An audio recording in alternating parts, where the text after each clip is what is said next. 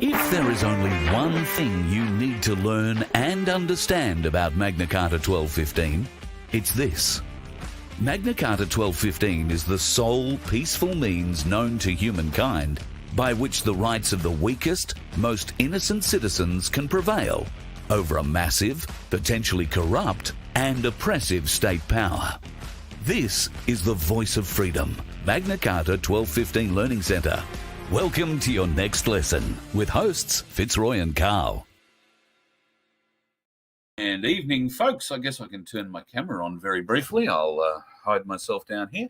Nice to have you along for your Monday night. A bit quiet over the weekend, and I've travelled a few kilometres, currently in New South Wales. Yes, there are some interesting things happening down this part of the woods.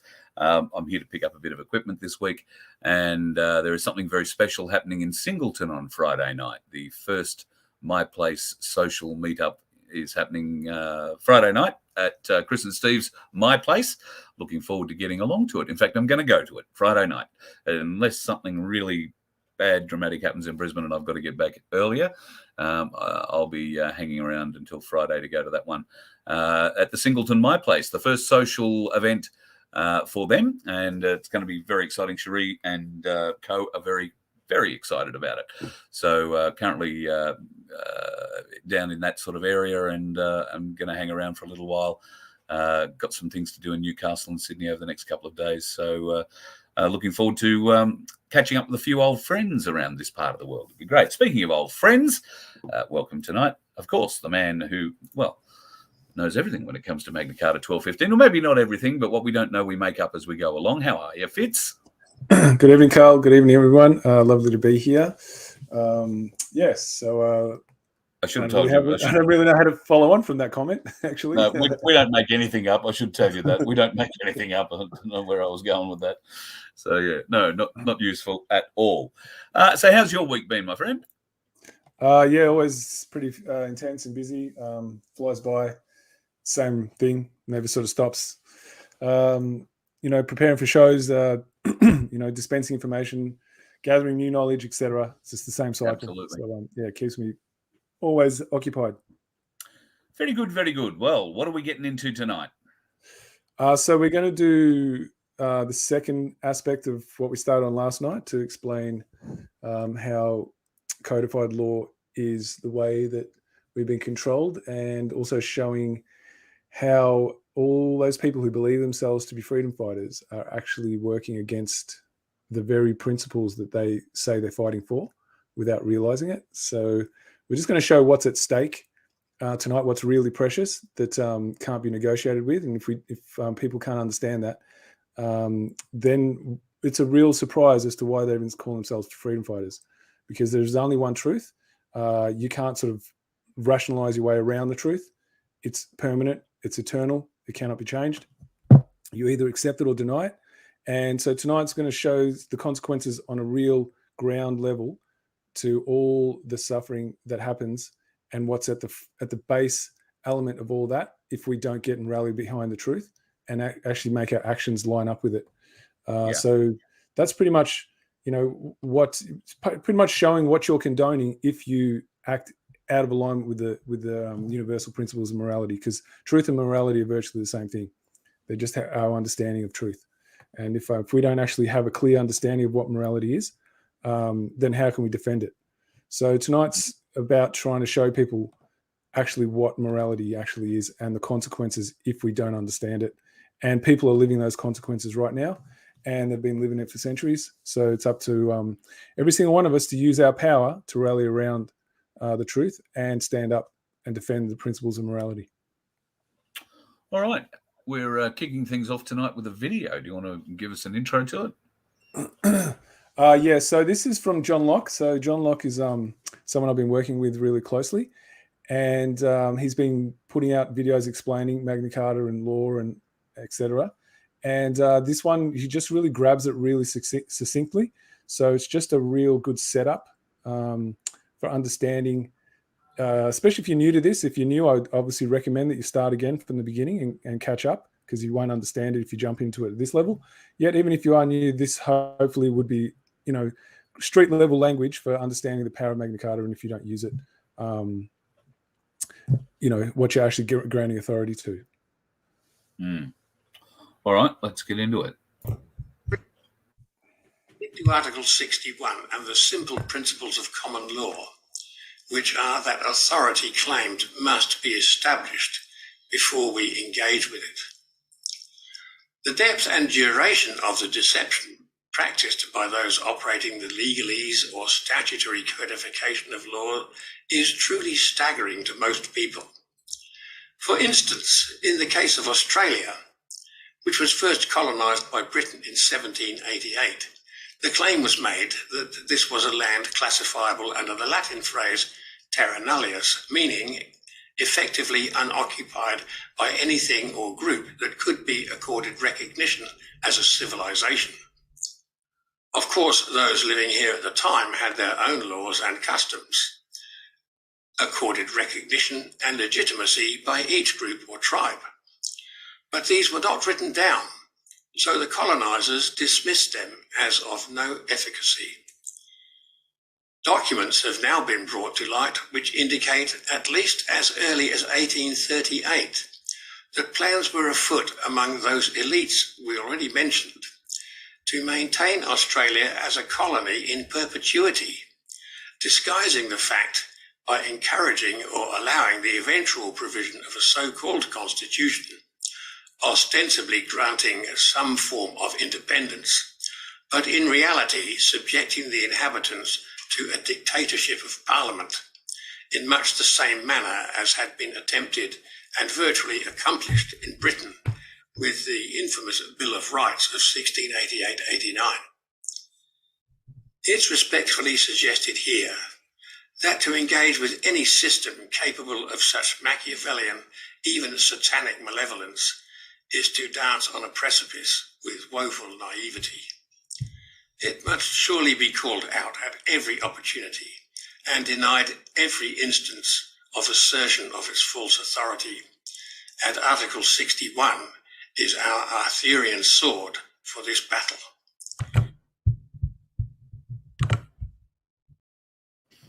Wow, well spoken. So yeah, if people are really interested, like John is very, very articulate. He puts a lot of time and energy into really constructing how to explain things so they're really easy to follow. So I highly recommend, if you're interested, you'd go to YouTube and look for Locked On Article 61. That's what you type up, and you'll be able to find. He's got about 35 he's done so far. So it talks about the false nature by which this colony was set up. The whole time it was a prison colony. It never has been anything other than that. And we've just been fooled into believing we had freedoms, but they always set it up to be a dictatorship. So everyone who still believes they can get some kind of remedy out of using the 1901, they can go to the High Court or the Supreme Court or anything like that, right? I'd love you to disprove anything that's been said here. So someone earlier, I saw their comment saying that the truth is my opinion, like I'm just spouting my opinion. Well, if you're really going to make those comments, you need to actually come and show which part of what I'm presenting here is untrue and then provide the evidence. Otherwise, it's your opinion. Alrighty. So what we're doing is we're providing evidence here. And we've done so for the last, 20 something shows. So if you're just new to this and just saying it's my opinion, without actually going and doing the work up until this point, then you're actually just calling yourself out, my friend. So just be careful what you say, guys, because you will dig a hole for yourself. And if we're going to, if you're coming to this show, it's a learning center. It's not really here for you to espouse your opinions. So that's, unless you think learning means you just say what you believe and everyone else has to listen to you, if that's your way of understanding learning. So in which case, you start your own show. Yeah, so just be mindful of what you're commenting here, guys. If we're here to be unified, just think, is that an action that's in the service of unity, right? So if you don't believe anything's being said here, why are you here? I mean, that's the first question you need to ask yourself. Like, it just makes no sense. So just wanted to set that up before we go into actually what's the price paid if we if we don't actually understand morality. Now, I've actually done a quick survey and I've asked people if they can define it, and surprise, surprise, they actually can't. And so it really shows even people in the freedom fight call themselves freedom fighters. They actually don't know what morality is. They can't define it. They've got some loose idea, some sort of vague understanding, but as soon as you question them, they fall off sideways. And so that just shows you know how easily we are led if we don't even know what we're fighting for. Because how can you defend that which you don't understand? And so what we're going to go into next is to show the price of what happens when you don't understand what morality is and what you're granting authority to. And if you use the 1901, or if you use UCC, or if you use equity law, if you use the legal system, all those things, they're all codified immorality. That's what codified law is. It's to hide someone's immorality and get others to believe that it's moral.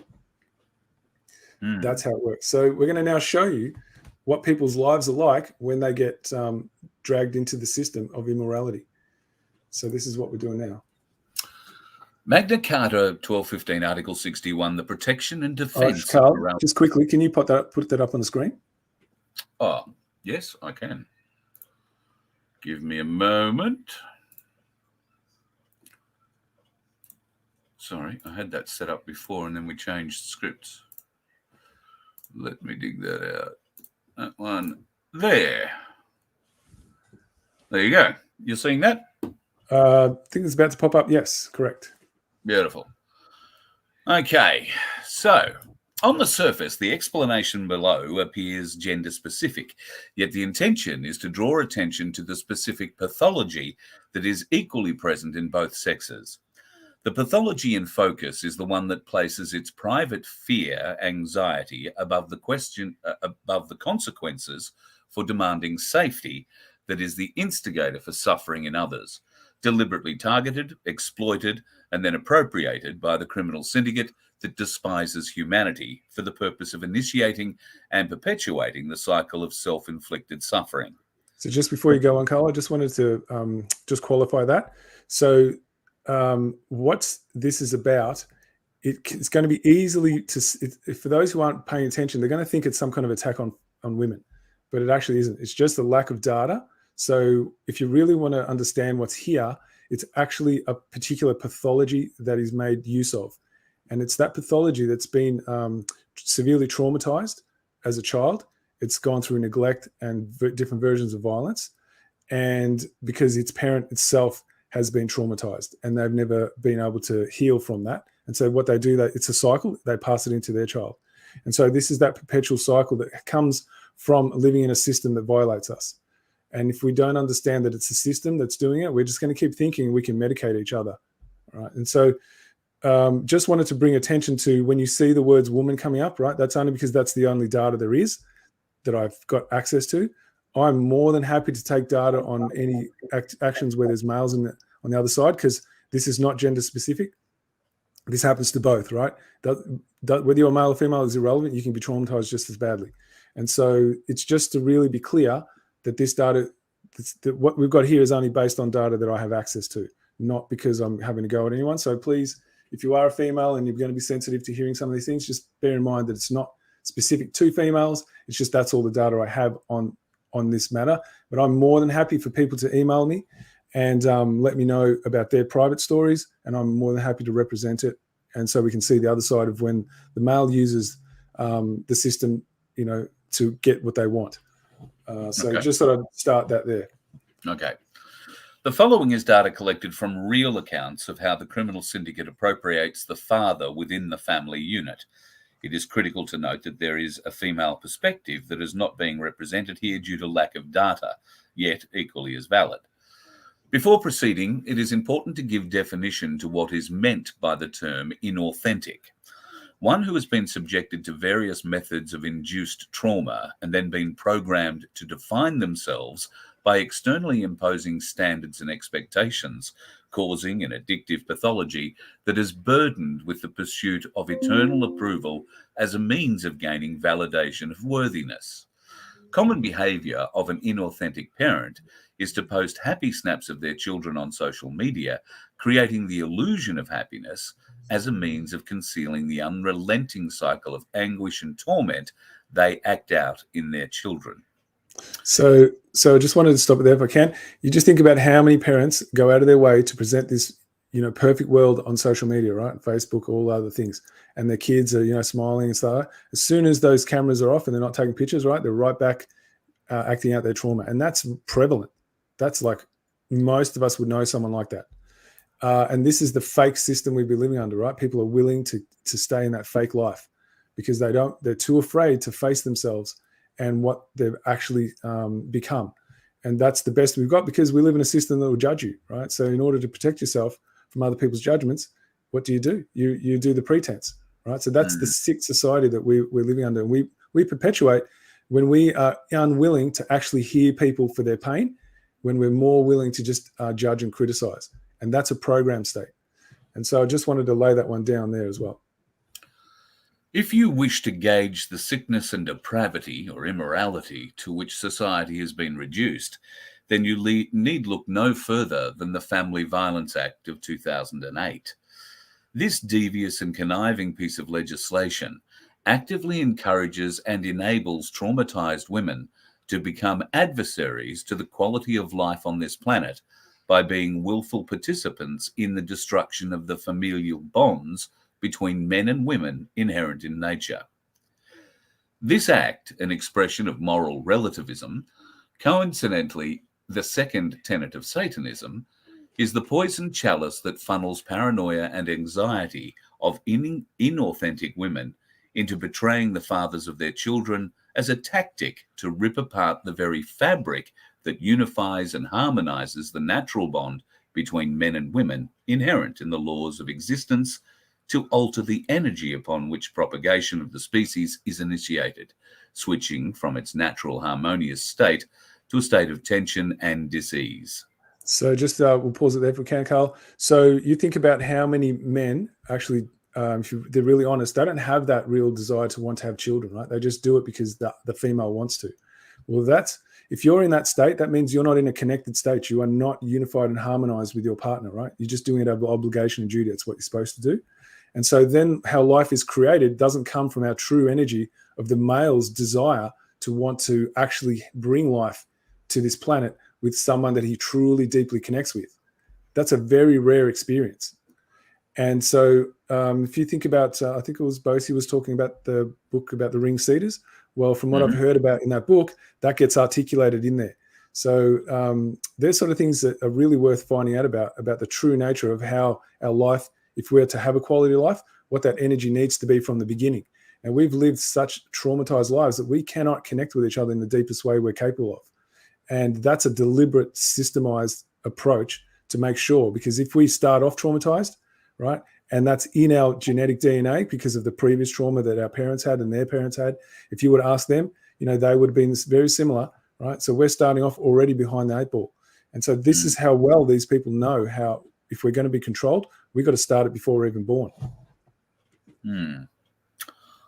The policy of the criminal syndicate's enforcement arm, the police, is to actively conspire with the inauthentic woman to grant her carte blanche to either fabricate any felonious story she likes without requiring a shred of evidence to substantiate the claim, or use everyday situations where there is tension and disagreement to automatically elevate her opinion that she is in fear to a statement of fact, especially when the potential to destroy familial bonds is high, increasing the likelihood of bitter court battles that will net a solid harvest of sweat equity.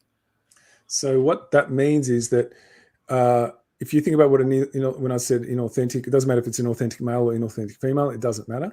But that means that someone who places their fears and their anxieties as the highest priority, and they must be satisfied, right? Doesn't matter what the cost, what action has to happen, it must be satisfied. So they don't care about what consequences others have to undergo, just as long as they don't feel unsafe, so to speak. So this system actually creates the door for that to happen because they have their trigger words, right? And those trigger words is I'm feeling scared, or I'm feeling afraid, or I'm feeling bullied. They have these sort of trigger words. I'm feeling harassed, and it's these women, they learn it, right? Because they've got their programmed agents who will teach these women what the right things to say if they want to entrap the man. Now, there was a situation I heard of just recently where there was a guy who got together with a female. They had a child it didn't work out. She was obviously, fit that description of what I've been displaying here. Turned out that he found out through all her friends that all she ever wanted was a sperm donor. And once she got that, that was all she needed. Anyway, she took the child away without him knowing. And all he did is send her a text saying, okay, if you're going to do that, well, I guess I'll see you in court. Straight away, intervention order. So this is how easily it happens, right? Like, how is that violence? Just because you want to challenge but that's how it's taken, right? And that's a woman's opinion, right? Gets taken as a statement of fact. Now you think about the sick depravity that's been unleashed. Who would be attracted to that kind of way of going about life, that allowing their opinion to be taken as a truth? Who would actually be attracted to that? That's not a moral individual, because where's the whole thing about innocent before proven guilty? Where's that come from, right? Yep. Is that just out the window now? Because they themselves would never accept that. So how is it that you would want others to suffer that which you would never accept? That's the thing here. So only a certain type of pathology would actually believe that's a justified thing to do. Yep, you're right. Moving on. So that's why I've put this one in here about opinion. Opinion is really the lowest form of human knowledge. It requires no accountability, no understanding. The highest form of knowledge is empathy, for it requires us to suspend our egos and live in another's world. This repugnant act of contempt for humanity. Sorry, Carl, I just wanted to jump on that one for a sec. This is what most people don't understand about empathy. They think empathy is something you can have an intellectual experience of, but they don't truly understand it. It's about suspending your capacity and what you believe and your opinions and actually climbing into the skin of the other as if you are them and putting all your focused attention on what their experience must be like as they have it, not as you have it. So you are throwing away all your assessments, judgments, all those things. It's like you've met them for the first time. You have no history. You've divorced yourself from any kind of history you have with them. And it's like you've met them like a newborn for the first time and you will never meet them again. It's grabbing that instantaneous moment. And very few people have that. They have that capacity to access that. If you've never heard this before, this is probably just going to sound like gobbledygook. There's only a small number of people who's probably going to understand what I've just said here. But what we're really trained at doing is using our opinions as absolute truths. And if you're traumatized, that's what you do. And they know that. The Dark Priest class knows that, and they take full advantage of that. Yeah. This repugnant act of contempt for humanity grants license to the policy enforcement syndicate to use their discretion as to whether they prosecute or reject the fabrication. Unless the fabrication is launched at one of their own or someone of influence, the criminal syndicate's private militia is more than willing to stomp all over the universal principles of morality in favour of invading an innocent man's kingdom to abduct him from his home while terrorising the children who cower paralysed in fear as they're forced to endure the distress of powerlessness born out of the shock of having the security of their home suddenly invaded by merciless armed bandits extracting their primary biological protector with violent force.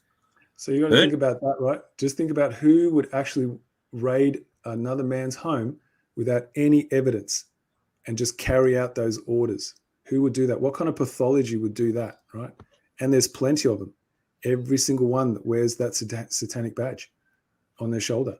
They have no trouble just going against their own innate understanding of they themselves would not welcome this kind of behavior if it was to happen to them. Yet they are more than willing to do that to others, right? So basic principle of morality is do unto others as you'd have yourself, right? Have done to you. Yeah. And they are more than willing to step over that and come and do that. And it doesn't matter how much pain and suffering, one endures, as long as they do what they're told, that's as long as they feel safe in their mind that nothing bad is going to happen to them, they will carry it out. So you've got to think about the sickness that exists, in order for someone to actually do that, to invade and watch the trauma being induced into an innocent child, and they're participating in that, right? And how that from that day onwards, that will never leave that child. They will always have that. And every consequence that happens after that just builds and gets worse, they will never take responsibility for. That's why they can go and do it. That's how deeply immoral this entire society is. And these police are seen as something valuable. And it's like, it just boggles the mind as to how that can be missed. And if we don't start standing up and actually standing up for it and actually coming together, right, we're just condoning it. And this is what happens if we ignore morality. We are inducing trauma in innocent, vulnerable life. Yeah, 100%. Hurt people hurt people. Like a moth to the flame, the honey trap that snares the traumatized woman to destroy the sanctity of her family unit is the abolishment of prosecution for perjury, codified assurance that actively rewards immoral tendencies. In some severe cases, the provision of being a victim of crime is set as bait to attract the other aspect of fear consciousness attached to deserve thinking, meaning a handsome payout to her, extracted from both her and her partner's CQV trusts, which is also divided amongst the magistrate, police prosecutor, and legal teams. In this instance, sentencing of the father is a foregone conclusion because the police prosecutor writes every single one of the alleged victim's statements, and all the alleged victim is required to do is to sign her name to the malicious musing of criminal minds. A more powerful application of codified law is a programming tool for mass acceptance of morality as a virtue. I challenge you to find. So this is the really important thing, right? You got to think, when we have a system where the people who are responsible for bringing someone to trial actually get to run the prosecution, this is inevitable what's going to happen, right? This is how far we need to understand about how badly we've been programmed, right? We accept that the police are an actual valid system of prosecution, or that the Department of Prosecution is like a government-run structure. Like, you've got to really think about that, right? How is that justice? The government prosecutes you. Are they going to prosecute? Where do they get the authority to do that? They're just meant to be acting in service, not in domination of us. So it shows you that we've been dominated from day one. And so these are the things that if we don't start looking at properly, right, we're going to repeat the same problems. So we need to start uncovering where all the real deep, dark crevice, where all the deep, dark secrets are hidden in how our immorality is actually acted out. So if we don't understand that there's no such thing as a government-run public prosecutions office, that's not justice, that's dictatorship, that the police cannot run any kind of prosecution because these people are deeply immoral. They will make up a story for the woman so she gets paid, but they get paid even more out of that CQV trust, right? And she just requires to hear that she's not going to have to work again. You know, there's a particular kind of woman who will be attracted to that, right? If she's attracted to actually lie and make stuff up just to get rid of the male, because, you know, she believes that he's her enemy now, then she's going to be really attracted to this kind of payout too, right? And so she's willing just to put her name on it and they'll just run it for her. So it's like, oh, I just got to put my name to it, without thinking about the consequences of what she's putting her life force energy into the opposite of what she herself would never, ever, ever accept if it happened to her. You know, these people don't do that kind of thinking, and only traumatized consciousness would ever, ever accept that.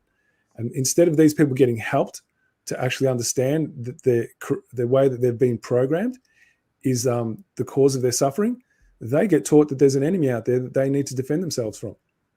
If we lived in a system of natural justice, we'd have a total inversion. You know, we'd never seek to prosecute anyone if we saw that they're traumatized. We'd be trying to find ways by which they could heal, you know, and we'd be giving them empathy. You know, the true nature of healing comes from empathy. Very few people understand that. And we'd be educating each other about that. We'd be showing them in lived experiences of what it's like to get empathy. And that is healing for the soul, because empathy is about the truth that exists inside you, and someone else being able to see it and acknowledge it and recognize it and validate it for you. And so the video we're going to watch now is an explanation of deserve thinking. Deserve thinking is one of the best ways to program people into slavery. And very few people understand that. And you'll hear it all the time. Oh, he doesn't deserve it. Oh, you know, you get what you deserve. That's a beautiful way to make sure violence exists on the planet. So we're just going to see a real quick video about how that happens. As the Christian theologian Walter Wink said, we've been educated for many years, thousands of years, to make violence enjoyable. See, all you need to do to make violence enjoyable is think there's bad guys, and that these bad guys deserve to suffer for what they've done, and it can make it enjoyable for you to create pain for these people. So anger is a very valuable feeling. It tells us we are perpetuating the thinking that creates that kind of anger. So with this prisoner, I showed him that it's valuable then, when you are angry, to be conscious that you're angry because of your own thinking and not because of what the other person did. The other person's action is a stimulus for your anger, but not the cause. The cause is your thinking. Then I said to him, it's also very important, once you have identified the thinking that causes your anger, it's important to be conscious that that thinking is a tragic, suicidal expression of an unmet need. See?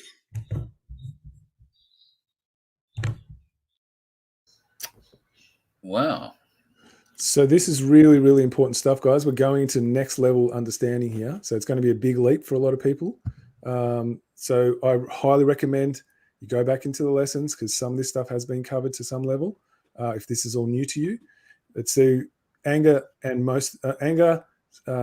guilt, shame, and anxiety all come from ideas that you have in your head. And very few people understand that. There's certain beliefs that we've been trained into believing exist as truths. And a really good way to look at it is, imagine that you were sitting down and somebody kicked you in the shins, right? And you're like, why did you do that? And you started getting angry. It's because, he had no right to do that. Now imagine the same thing, right? And you found out that they actually had a nervous disorder, that they actually don't have control over their body. Would you feel the same level of anger? That's just a quick way to understand it, right? It's not the event that makes you angry. It's what you've created around it, the story. Now, if these traumatized women were actually taught this stuff, right, they would never want to actually punish anyone. And I'm not talking about just women. It's anyone who's traumatized, right? But in this particular version, this is what we're talking about, how the traumatized women actually destroy their relationships because they believe, they have these ideas that there's a wrongness or a badness in their partner that they must get punished, so they start enjoying it, like it just got explained here. And so this is how we get programmed, guys. So all those people who've ever thought, oh yeah, I'm a freedom fighter, I don't mind looking at frazzle drip and all that kind of stuff.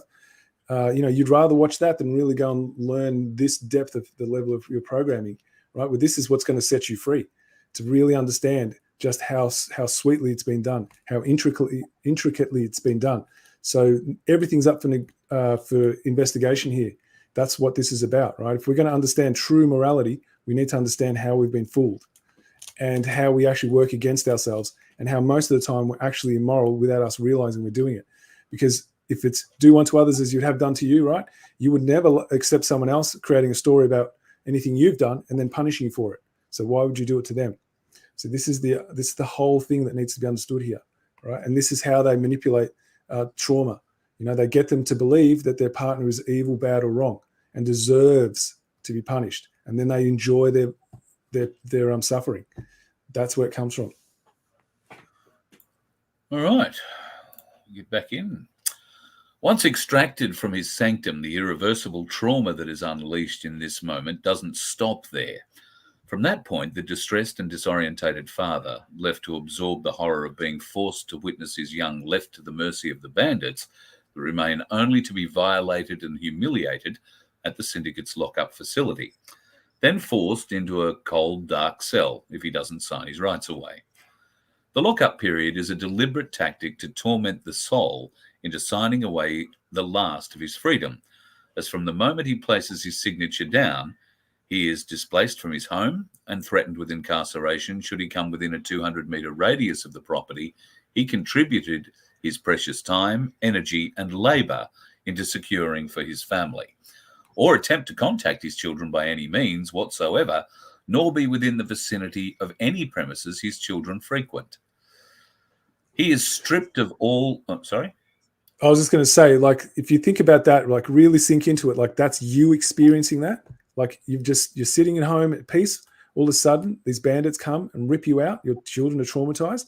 You have to leave and watch them be guarded like foxes in front of a hen house by the foxes while you're being dragged out and you're powerless. Really sink into that, guys, right?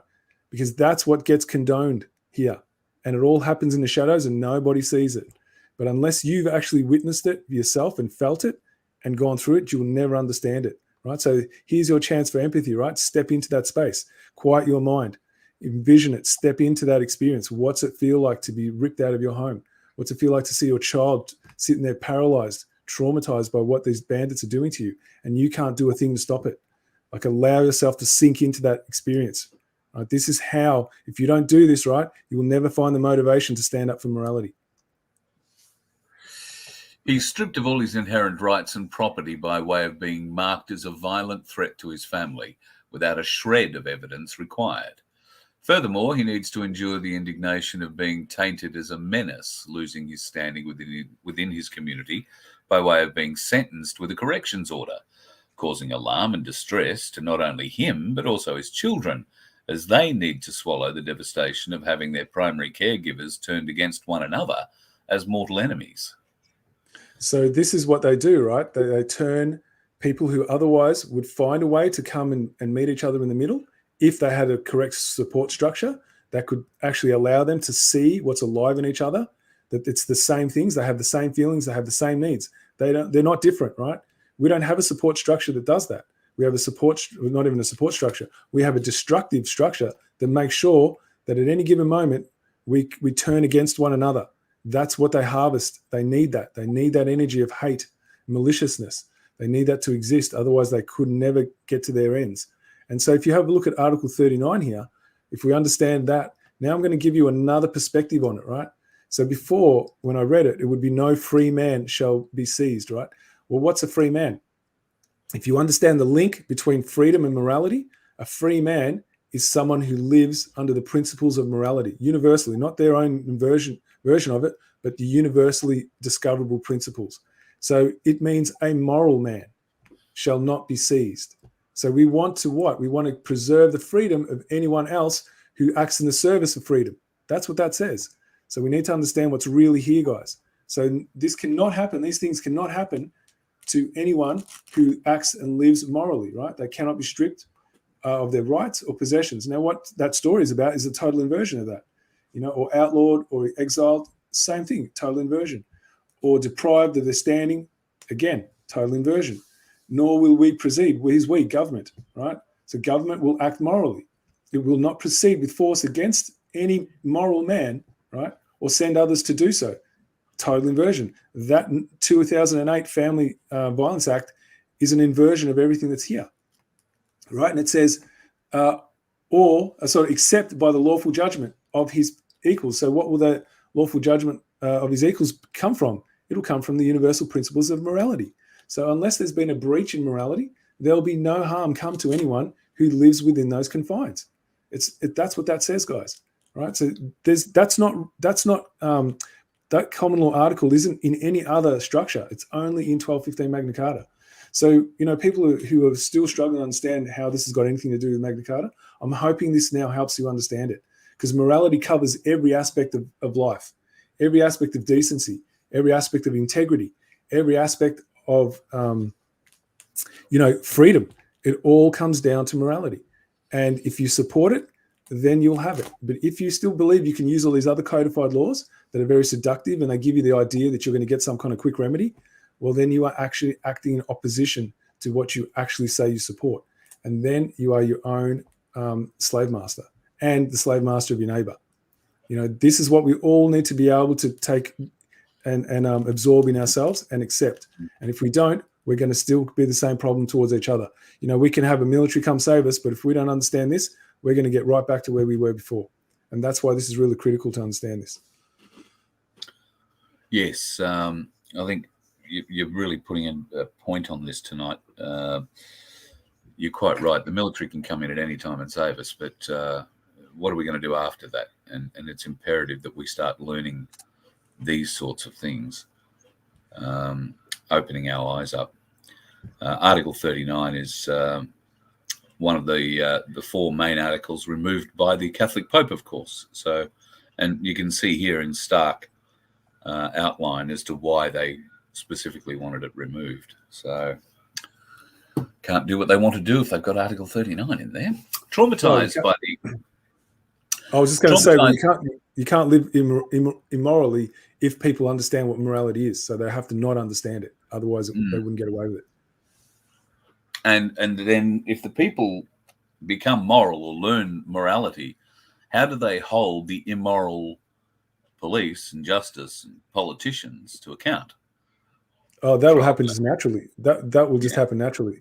I'm willing to Yeah. bet anything you like on it. It would just happen really, really naturally, because we'd understand about trial by jury, right? Everyone comes in and they come before the people, right? Yep. And then we've got a case evidence, like the notices are case evidence that we do. That's why we do them. We don't do them for a win. We never do the notices for a win. We do it for morality, right? Because we're standing up for principles of morality. And that's our case evidence file, of the proof that they swore an oath to protect the principles of morality. That's what those oaths are. Oaths of officers are them swearing, and they've gone against it. So there's a consequence for that, And if you don't actually show that you're serious about upholding those consequences, well, you've basically said that we don't really care about morality. So, it'll just happen naturally. So this is what the whole point of 1215 Magna Carta is there's only one contract that exists that holds government accountable to remaining moral. No other contract does. It's right there in Article 39. You just have to know how to understand it. So this is giving you guys a deep understanding as to what that's truly saying there. So you need to be able to read past just the words you see and be able to connect them to something deeper. Sorry, Carl, you can carry on now if you like. Traumatized by the extent of the violation that has just occurred, he is expected to carry on without his heart filling with bitterness, resentment, animosity, and rage, because to display the natural consequences of extreme violation to the mind, body, and soul would only escalate his suffering. He's made to choose from two versions of enslavement, either be without his young or accept the intrusive dictates of corporate agencies abundant with militant females boosted with self-righteous impunity masquerading as child protection services. His young are held to ransom until he agrees to mental assessments, behavioural programming, implied access to his dwelling, and a rigorous schedule of intrusions to his young. So they make they make it virtually impossible for you to have any level of freedom. As soon as they get involved, good luck trying to have any control over your life. So they're basically making sure that you're going to be a very good slave if you want to see your children. That's what they're set as the conditions. The father whose moral compass will not accept enslaving his young is now left in isolation to endure every day without knowing the touch of his child's hand and go without the strong, tender embrace he is biologically endowed to provide in order for his young to have an embodied experience of their biological guardian's loving protection, a critical aspect of meeting both his and their needs for secure attachment that sustains long-term healthy growth and development. So you see what's happening here, right? They're breaking apart the very fabric that's required to have stable, confident, loving, empathic adults. That's why they don't exist in our society, because they've been ripping us apart from day one, right? Because they get into you from the day you're born with all these ideas of how to see the world as you are trained to see it. When you hear the word educated, that actually means programmed. So anytime you hear the word educated, it's the same as being programmed. And so this is how they do it. It's so subtly done that most people would never see it. Most people believe they're actually in charge of their own decisions. They think that actually their own thoughts are theirs, but they ain't. And, just giving you more and more ways is how it's done, guys. He agonizes and pines over the loss of every moment stolen from him and his young, as they're made equally powerless, left to languish in the excruciating pain that comes with being forced into the torment of separation that is felt in every fibre of their being. The authentic father and his young must endure missed out on every bedtime story and goodnight kiss, the eternal loss of participating in skills development and activating his inner child in order to enjoy authentic play together, engaging with his child's curiosity, partnering in wonder and needs for exploration, extending family gatherings, celebrations, and being present for milestone events and critical stages of development, tending to his children when they're unwell, experiencing the charge that comes from blissful moments together, and the warmth he feels from seeing their radiating smiles, hearing the sweetness of their laughter, and soothing them when they're hurt, along with knowing the joys of learning how to read his child's unique cues in order to activate his intuitive capacity for restorative justice, culminating in repairing the missed stages of development of his rearing. He is left to bear the anguish of knowing that there is no apology that can ever return the hands of time to replace nor repair the depth of damage unleashed. So this is the part that doesn't get represented when people think about, oh yeah, they're separating the children from the parents. No one really looks at the real deep losses that are happening here on an intimate level. And so I needed to give, for me anyway, some real expression to that, so because people just brush over it, they just go get over it. That's the kind of mentality we live with, it happens. So it just happens to all of us. Why are you so special? Well, this is the real in-depth stuff that's missing out, right? When you have a child, that's another opportunity to heal your own wounds, right? So you can, and if you want to play with your child authentically, you need to access your own inner child to play with them authentically.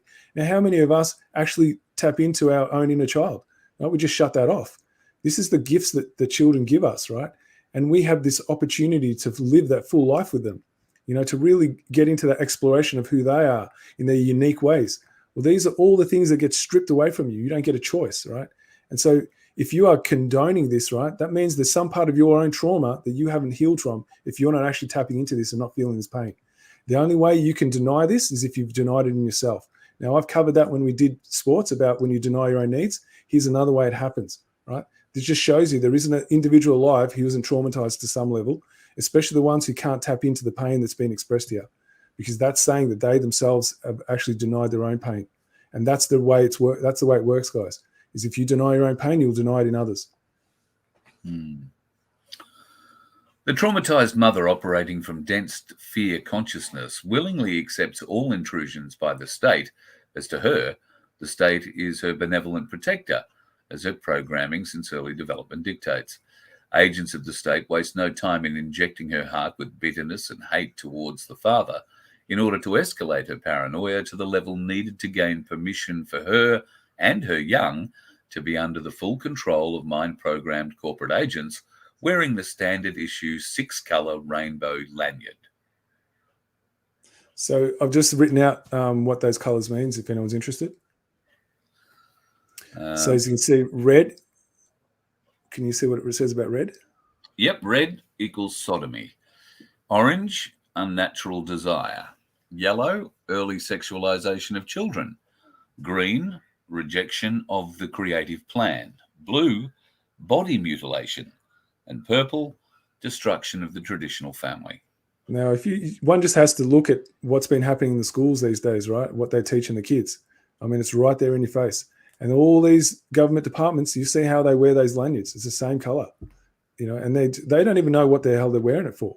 They really don't. That's just how badly programmed these guys are, And so if we go back to what it said before, these agents of the state, right? They're like Agent Smith. They're a dime a dozen. Doesn't matter how many you get through. There's another one who's willing to do the same, and they're just so full of self-righteousness, right? And that's one of the most dangerous energies you can come from. They're fully like psychopaths. You cannot get through to them.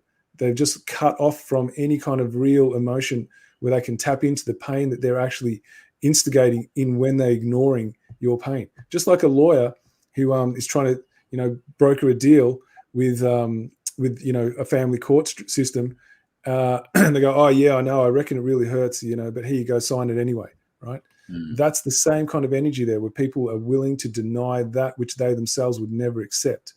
And as long as they get paid, that's all they care about, right? As long as they believe they're safe. So that's who these people are, who are supposed to be, in protection of children. They actually don't actually take one moment to really care about the true nature of the suffering that child goes through when they implement their private corporate policies, and you'll never hear them admit that they're actually a corporation, even though they know it.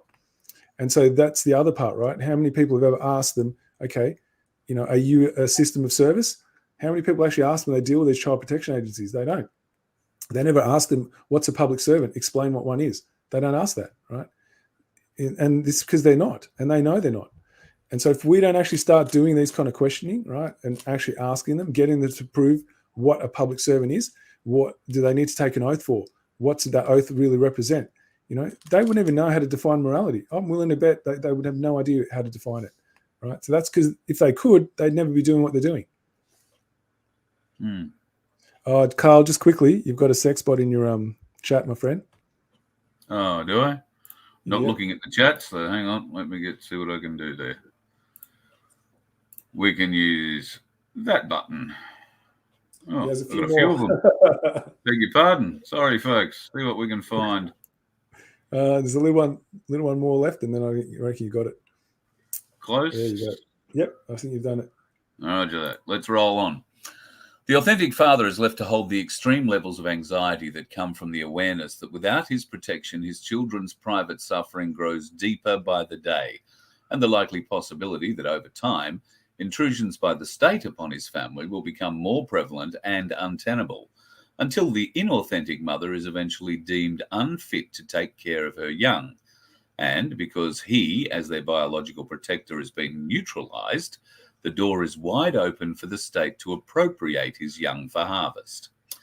In cases where the sentencing is for incarceration, the trigger for looting his CQV trust, the father is forced into confinement and only let out to participate in acts of depravity and slave labour, making products for corporations that sell to the public, while enduring all of the above. In some cases, the devastation goes beyond what is mortally possible to endure until his will is broken. Desperate to end the severity of the depravity and misery he endures, his only way out is to extinguish his biological flame by any means at his disposal, which commonly ends up being quite horrific. An extra level of responsibility. Hold it, Carl. Can you just hold it for a sec? This is one I really want to sit with, right? This is really important. You think about what that's like, right? Everything that you've ever loved, treasured, what's precious to you has been taken from you, and you know it's being used and harvested while you sit in some kind of lockup facility being made to be a slave. You think about what that would be like to hold and bear that. Allow yourself to sink into that moment, right? Because without the father, the biological protector, what they can offer, right? There is no sacred space for that family to be. That's why they run this system, right? And then you imagine, you know that you are forced out of your own biological needs for being a protector, and knowing that the love of your labor is now being utilized and appropriated for something so wicked that you could not handle holding that anymore, right? While you're incarcerated, like an animal, you're just confined, right? That's it. The human spirit cannot bear that kind of treatment. We are not for that treatment. That's not why we ascended here, or descended, whichever way you want to look at it, right? And this goes against every fiber of our intelligence. And to do that to another living being, what kind of sick society would do that? This is what it's time to sit down with, guys. You stop ignoring what's there. Really need to start being fully attentive and alert and awake to this. Allow yourself to feel it like it's you living it. Picture it. What does it feel like in your body to be confined like that? To have anything that's so precious and dear taken, stripped away from you. You have no control over it. These malicious energies are surrounding themselves like a pack of wolves, salivating, ready to pounce. That's what you're left to hold, and then in the end, it's too much and you just have to leave. That's what you need to sit with if you're going to be honest with yourself. All right. An extra level of responsibility falls on every individual consciously aware of the sickness and depravity that plagues every institution set up to enslave man, to cease being a bystander and or pouring life force energy into supporting codified law, i.e. FMOTL, techniques that mix using equity law, UCC, fake Constitution of the Commonwealth of Australia 1901, and the illegal system, to carry on doing so inadvertently consents and condones to the policy enforcement syndicates overt contempt and disdain for the sacred familial bonds between men and women and the precious vulnerable life born out of their union. There is only one contract that binds agents and officers of the government to behave within the universal principles of morality, and that is Magna Carta 1215. Sealed in perpetuity, it is in effect to this day across all nations of the English Commonwealth realm, of which Australia is part.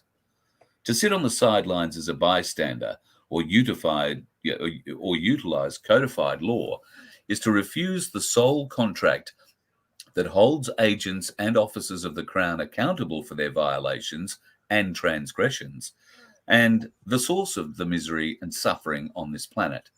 No matter how many intellectual arguments are put forward, there is only one truth, and one contract that grants legitimacy to government, and to refute the peaceful lawful remedy contained within the only contract that restores the universal principles of morality, is to act in opposition to the laws your very existence is dependent upon.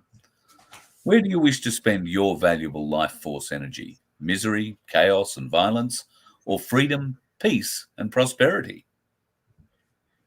So basically, that's the question we all need to ask ourselves, right? And if you really want to be honest, you really need to start thinking about what your energy is supporting. Every time you reach for comfort, oh, it's all too hard. No, I don't want to make anything tough for myself. What are you standing up for when you do that?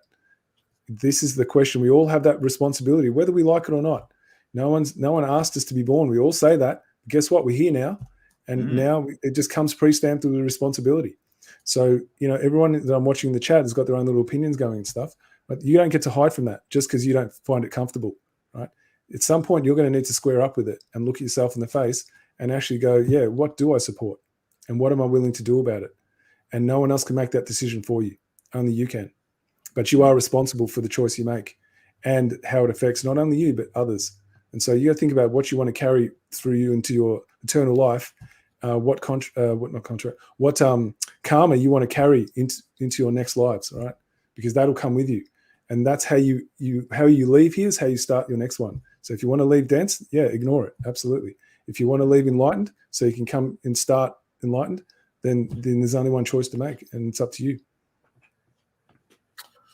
The call to unity. There is no costume of presumed authority, no army of lethal weapon-carrying order followers, no mortal force that can extinguish the source of strength and courage that calls the indomitable spirit to defend that which is most precious and sacred in order to overcome and reunite.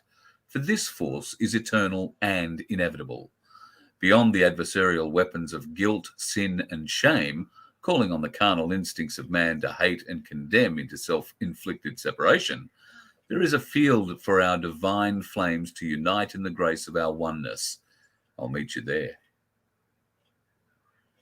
And then there's just Article 61 of Magna Carta 1215 is the blueprint to restore dignity and freedom for all. So it's all linked, right? That statement is talking about having a way to actually see our oneness.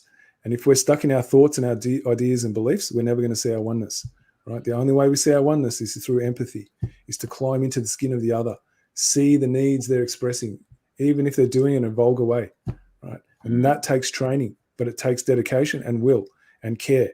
So if you have the will, care, you will find a way. And there are ways to access that. And just at the bottom there, it says, about Magna Carta being the moral code, right? That binds government. Right. So if you don't use morality, right, then you're fighting fire with fire. How do you put out a fire with a fire? It's not possible. So you need to use morality.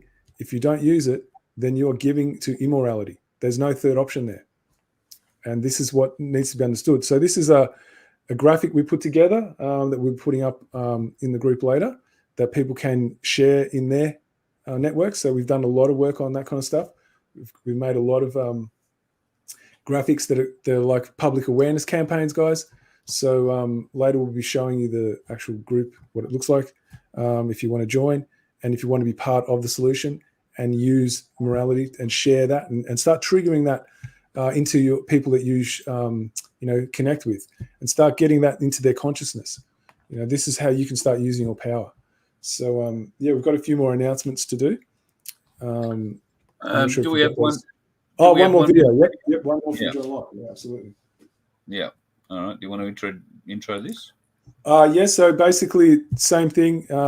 John just talks about, how the whole system of morality really works in a trial by jury structure where we are actually being compassionate towards each other. Obviously, those who are meant to act in service of the people, they have a separate set of rules that they are bound by because they take an oath. But when we're just dealing with one another, we're actually looking in ways to restore the dignity and honor in each other. So even when there's been a transgression, he really explains it really well, guys. So, this is our true divine nature on display if we understand it. And trial by jury is how we're going to learn and expand our morality. So this is a beautiful explanation. So just want to give kudos to John and also his producer as well. They do a brilliant job. So yeah, away we go. When those universally known laws are broken or breached, the common law system stands ready to preserve or restore the right by means of trial by jury and annulment by jury of unjust legislation, which does not treat everyone equally or preserve their natural born rather than their artificially granted rights. Such concepts formed the basis for the devising and sealing of Magna Carta in 1215. King John and all subsequent monarchs were placed under the obligation of obeying the common law along with all other people. Sadly, like King John, we're all afflicted with personal foibles and weaknesses, and occasionally give offence to our fellows, even though these offences may be the result of accident or thoughtlessness rather than intent. Though thankfully for the community, few exercise these personal flaws with the intensity displayed by John. However, when such things happen, it is only right that some attempt to rectify those wrongs is undertaken. And this brings into play another concept, without which it is extremely difficult, even impossible, to construct or maintain a harmonious, peaceful community. I refer, of course, to the principles of forgiveness, reconciliation, or atonement. Atonement is an interesting word. Broken into its 3 syllables, it reads as at-one-ment, a subtle difference from the more widely considered application of punishment for some wrong. Article 61 provides not just an opportunity to punish the monarch for treason, but also proffers a time frame for redressing of the issues. It also specifically states that when the treason is redressed, the people shall resume their former relations with us. Were this provision not present, what would be the point of requiring the monarch to repent of their errors? Indeed, why would anyone rectify any errors if the situation of estrangement were to remain in perpetuity? This is perhaps the most vital component of common law, that people, when once having had their errors explained, be entitled to expect reconciliation and atonement if they mend their ways. In some cases, not referring to Article 61 here, where definite changes in action must occur, an apology may be all that is necessary if malicious intent and a definable harm has not occurred, and it is only our emotions or pride that have been disturbed. Thus, like all good and sound principles, these aspects of the common law apply in both the material and the spiritual realms of human interaction. All truth is indeed part of one great whole. Another word mentioned is forgiveness. Again, an interesting one. Its literal meaning is to give something before the event. In this case, credit to those who have offended us that they will honour their commitment to refrain from doing so again, at least in the selfsame manner. When we forgive, as in the case of a judgment in a common law trial by jury, we accept the principle that the offender is making whatever recompense they can, and we agree to re-include them in the community on the former basis, as if they had not offended in the first place. We do this because we know that one day it could be us that makes a mistake, and we hope that we would be accorded the same courtesy and grace if repentant. Without this principle, community and indeed family life would be one unending round of recrimination and resentment. Common law exists to restore the harmony that normally applies in the most practical way, given that human beings will always make mistakes and commit occasional offences. By espousing and committing to Article 61, we work towards restoring common and natural law, which is the gentlest and least tyrannical form of law, and encouraging people to treat each other with compassion, cooperation, and love. To be consistent, these qualities need to be applied in all aspects of our lives.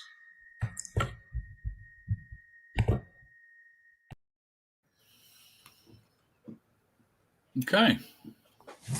So why I put that in there is now what I love people to do is actually do a mental exercise and imagine that there's a disagreement between a husband and a wife, or a partnership of some, whether it's same sex, doesn't really matter.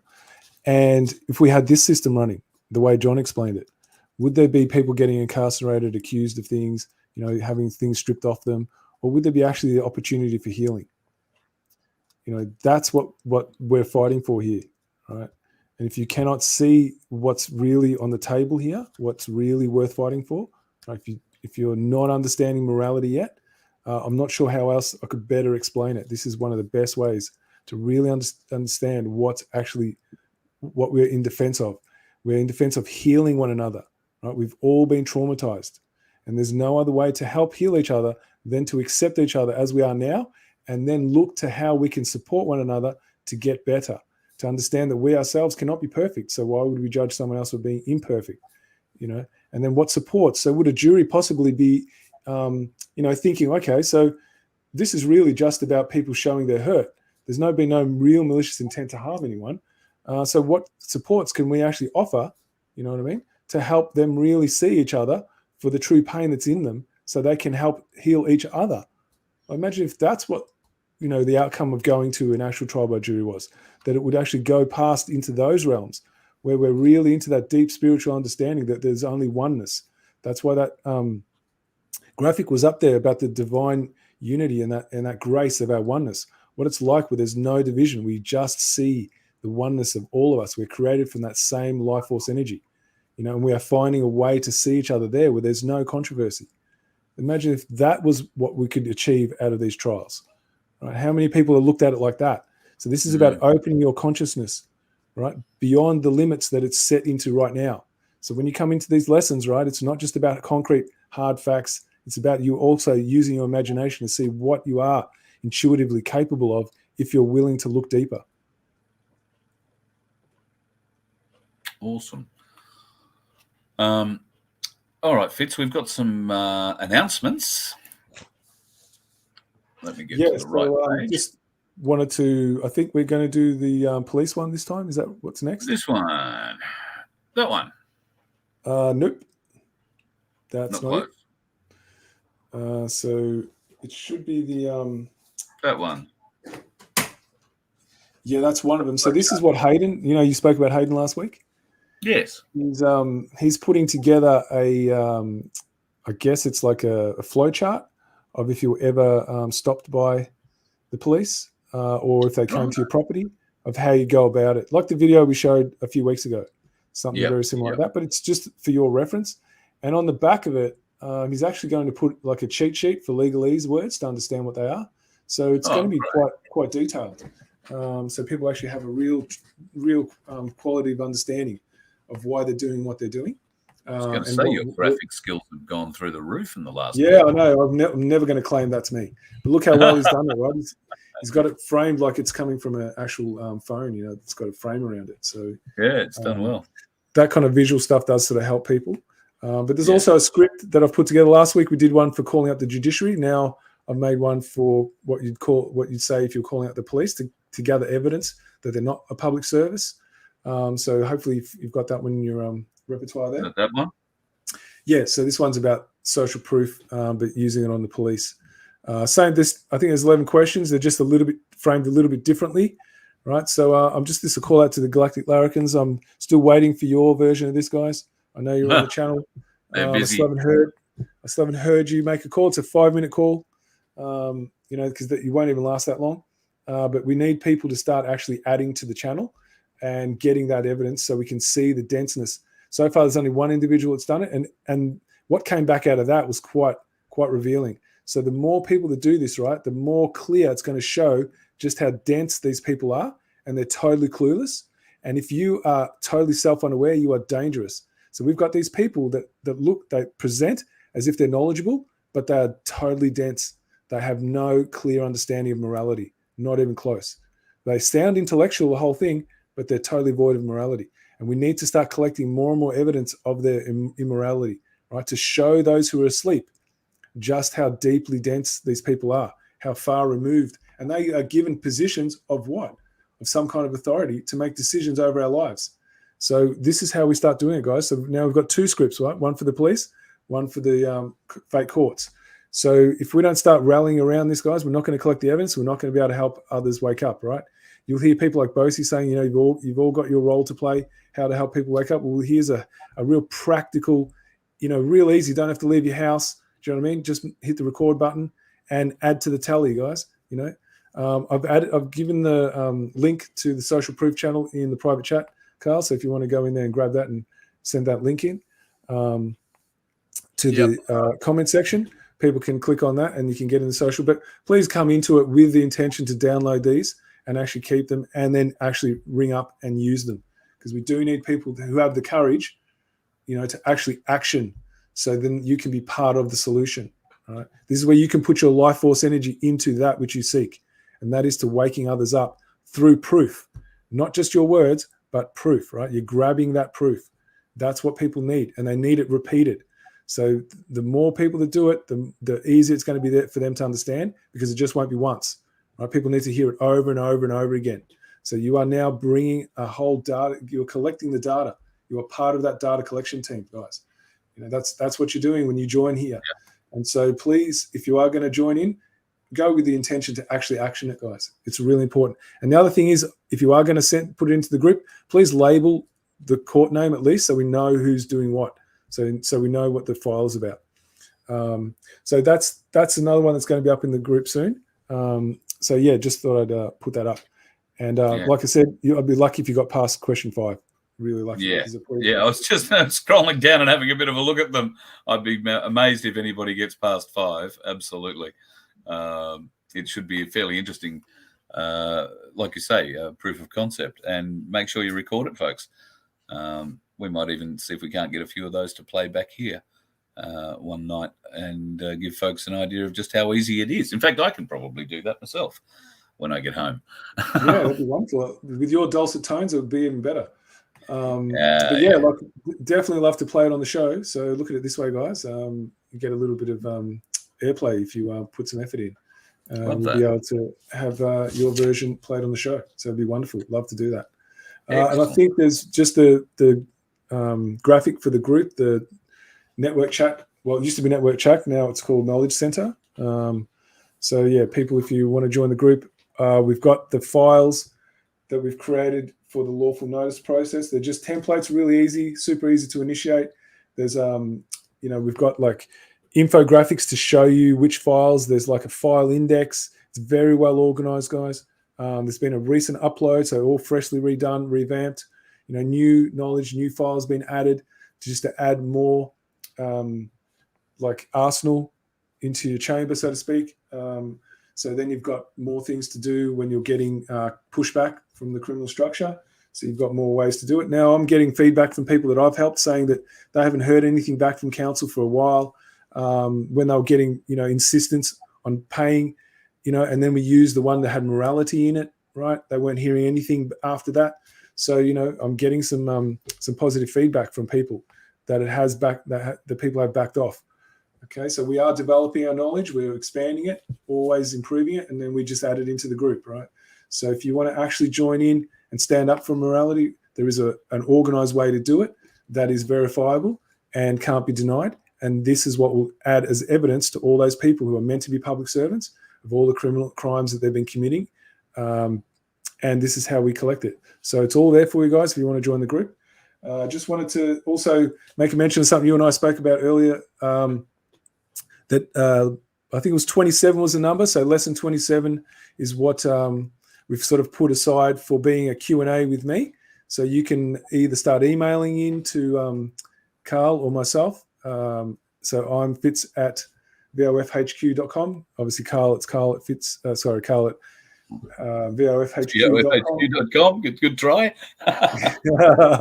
You'll just put me as the URL. And you can send in any question that you have had on your mind that's been hot for you. or you can voice record it. I mean, that was one of Carl's ideas. Voice record, and we'll play your question live. But yeah, so lesson number 27 is that'll be in the new year. We're looking to actually have a Q&A with me. And so all the questions that you've not had answered, because I don't get to answer, everyone's in the chat here. Here's your opportunity. You've got about 3 weeks to start coming up with it. And so you can get satisfaction. Anyone who, has issues with anything I've said, fire away the questions. I have no fear of any questions you want to ask. So we're planning that for the 2nd of January from memory? I think it's the 9th. It'll be the 9th. Oh, the 9th. Yeah. Because we'll probably take a breather on the 26th, being it's Boxing Day. And so that'll be the 9th that'll be for. So I just wanted to mention that. Also, the public awareness campaigns that we've got in the group. So we've done one on tax. We've done one on the whole cost of living that you can send out. That you just have to basically just send it. It's just in the group for you to send. We've done one on the courts. We've also done one on the child, those payments that you've got to do. And I can't think what they're called right now. When you've got to pay for your child and you're forced and you don't get to see your child, but you still have to pay for them. We've done one on that. We've done one on Magna Carta. We've done one on freedom fighters. Now you saw that one today about a call to action for unity. We've got that one now sorted out. So, we're really building a repertoire here, guys. If you do join the group, there's quite a rich number of options. It's very organized and structured, and we are very specific and tailored to just the solution, right? So it's only about supporting morality and what's required to do it. That's what the group's for. So it takes discipline to do that. And if you're sovereign, you understand what self-discipline is, and you action, your intention. And that group is there to support you. So if that's what you've got that courage to come and do, then join the group and you'll have all the support you require. So just wanted to also mention that if you are watching this, it's really important to go back over the lessons and start again and pick and work your way through. There is a lot of content, but it's totally worth it. The people who get in touch with me and tell me they've gone back over it, they're the ones who really, really flourish, right? Because sometimes they've got to listen to it 3 times, and then the penny starts to drop. Yeah, thank you, Elaine. Child support. That's what I was trying to say. So this is about showing that you really care. It matters because it's going to feed your soul, guys. If you really understand it, your soul will liberate. That's what the whole purpose of all this knowledge is about. Because truth is the only way to heal the soul. There's no other way. And that's why I do what I do. Excellent stuff, mate. Well, looking forward to doing it all again with you again next week. Yes. So thanks everyone who joined tonight. Like I said, if this is a lot of information, please go back over and watch it. It might take 2 or 3 times because there is a lot of heavy stuff in here. It does take a lot of inner deep reflection of the ways that we overlook our morality in preference for comfort. And it's about taking the courage to actually own up to that, because if you don't, then you will never do anything different. So it's about also having some compassion for yourself as well as to why you would choose comfort over morality. All righty. So this is about, understanding. We are not judging each other. We're actually open to, expanding our consciousness through being compassionate with ourselves. And if we can do that, then we can offer it to others. So this is like a way to actually heal ourselves too. That's what's on offer here. Absolutely. All right, my friend, you have a good week. Likewise. Thank you again, Carl. Appreciate all the effort you put in, and hopefully see everyone next week. Look forward to it, buddy. All good. And thank you to you folks for joining us for another Magna Carta Learning Centre lesson. As Fitz said, we will do a Q&A on the 9th of January. So if you do have some questions for Fitz about Magna Carta, maybe you do have a disagreeing point, we'd love to hear it. Just write it down, and as Fitz said, you can either send it to me, you can send it to him, Fitz at vofhq.com, or me, Carl at vofhq.com. If you have the opportunity to record your question and send that to us, we'd love to hear you as well. And we'll play you asking your question and try and give our voices a little bit of a rest for a while. Look forward to having you as part of that, folks. We're very excited about that coming up on the 9th of January, Q&A with Fitz.